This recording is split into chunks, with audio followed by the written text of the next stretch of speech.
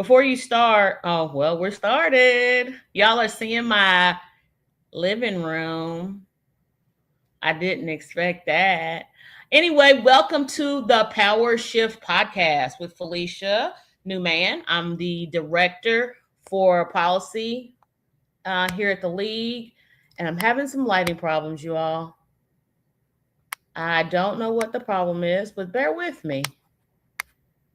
I thought I had some lighting here with me, but maybe not. We're not getting any lighting, guys. I'm gonna throw that thing away that I bought from Amazon.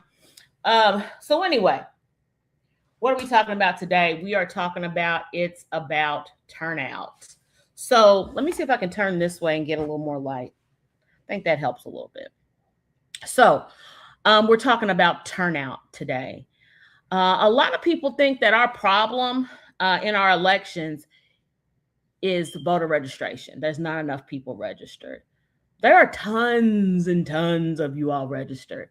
You all did the first part. You did the great part. You registered to vote, right?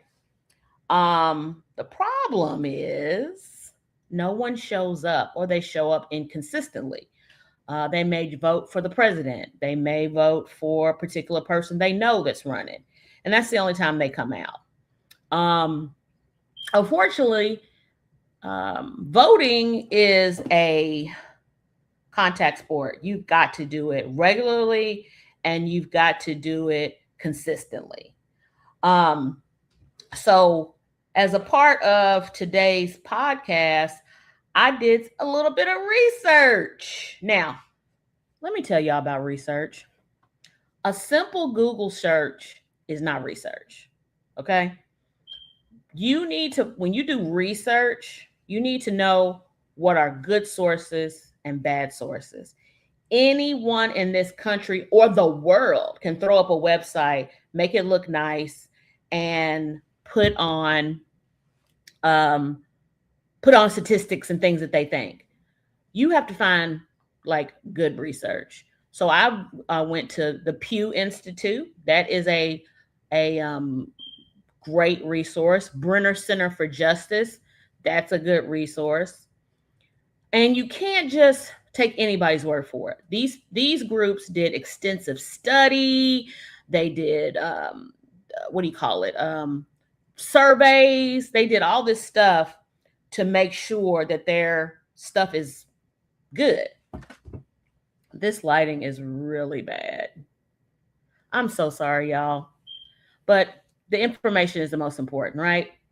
So one of the things that I looked up was, let me tell y'all something. I love Barack Obama.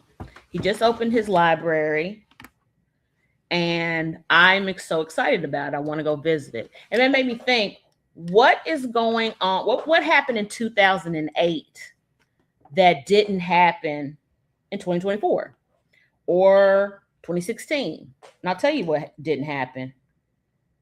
Black people showed up for Barack Obama in droves. In fact, you all, more Black people turned out to vote than white people in that 2008 election. That sounds impossible, right? Because we're outnumbered, right? We're outnumbered. But it really is about turnout. So one of the things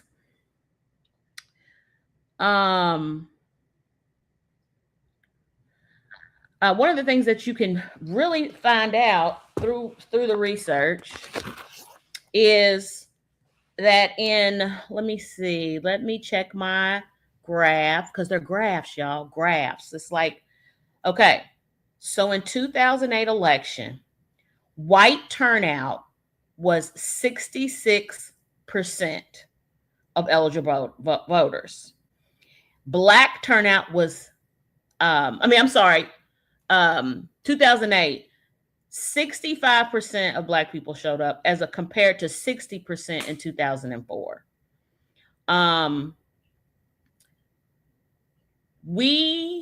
If we show up at the same rate that they do, because it wasn't more, it was the same rate. 66 in 2008 and 65 for Black people respectively. If you show up, you have power. You have power if you show up. It's the data says it. The data says if you show up, there is going to be power. So even if you don't know what is going to be going on in this election, you can find out on our website.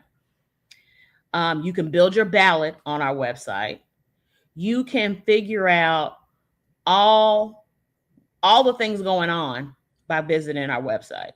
And Jordan's going to put that, our producer is going to put that on the screen as he does every week for more information. In 2024, only 2/3 of the country showed up. So there's 1/3, 90 million, 90 million of you all did not show up. And that has had an effect. I'm not showing up. Like, I'm not trying to shame anybody. But yeah, that's what happened. When you don't show, we get blank show. Y'all know the word, right? Y'all know the word. I'm not gonna say it, but we get a blank show. So we've had so many issues with this current administration. So, we got the vote, we got the president we deserved because we didn't get out. Obama says that too, because I love Obama. Did I say that already? This lighting, y'all, is horrible. And I really am I'm sad about this because we're live and we're going to try to clip these later, and we might not be able to.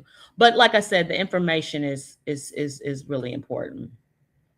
The other thing that is really important is that you pledge to vote. You see our little QR code over here in the corner.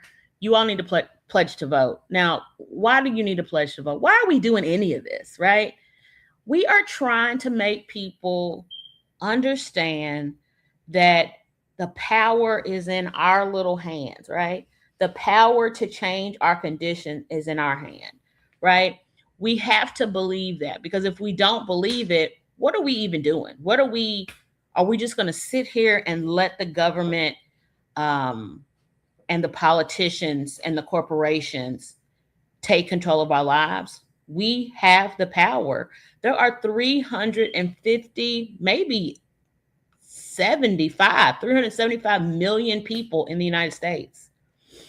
That includes children, of course. But children can also, help, because in the 60s, way back in the day, right, they had a children's march in Alabama. 8-year-olds were out there marching for civil rights. So when people say, oh, they're too young to know, they're too young to participate, that's not what the history says. The history says that people of all ages from 8 to 80 were involved in trying to get freedom for the people. So what are we trying to impart to you? We're trying to impart to you that, not trying to shame you. We're not trying to say, well, you didn't do this, so now this is a problem. No, what we're just trying to do is motivate you. We want you in the game beside us. We want you to understand that we have a mission, right? We have a mission. And we want everyone to be in on the mission with us. Like I said, it's not about shaming. It's not about what you did last year. It's what you're going to do going forward, right? Going forward. You may think that it's not worth it. It's just not worth it, Felicia. People do what they want to do. I voted once and nothing changed. I've heard people say that about my favorite, Obama, that they voted for him and their life didn't change. It didn't change dramatically, right? Maybe it didn't, because I'm not going to tell you your life experience is wrong. That doesn't make any sense, right? I'm going to tell you that it's a cumulative effect. It's like you build on things. And political power is slow sometimes. It really is. It takes a lot of patience. It takes a lot of stick-to-itiveness. You have to stick to it. You have to be consistent. Just like when okay, let's take an example from sports. Other than LeBron James, who came out the womb with a basketball in his hand, everyone else has to practice over and over and over. Get at the free throw line and lob basketballs at the basket, right? You don't come out being perfect. You don't come out being Jalen Brunson. You don't come out being Michael Jordan, right? You start with maybe a little bit of natural talent, but you have to practice. And that's exactly what our democracy is. That's exactly what voting is. You have to get in the game and build and build and build until you get the country you want. You can't just sit on the sidelines and be like, no, it's not going to work. Nothing's going to work. So that's why we're trying to get you in the habit of doing this. Just like you go to the basketball court, just like you go to the soccer field, just like you go to the football field to practice. This is something else you got to make a habit so you can practice and it be second nature. You will know what to do. You have all these people who want to help you, educate you, and we want you because you are, I hate to say it, but the children are the future. Whitney said that a long time ago. The children are the future.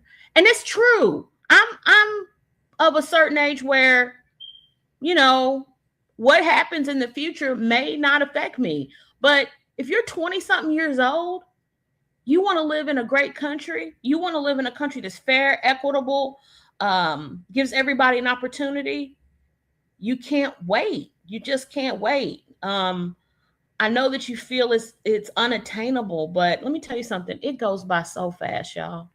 It goes by so fast. I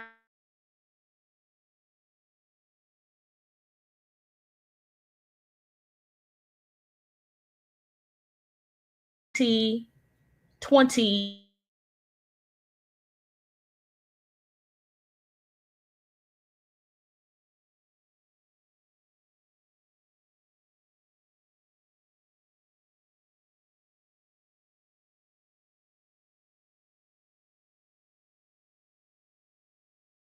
But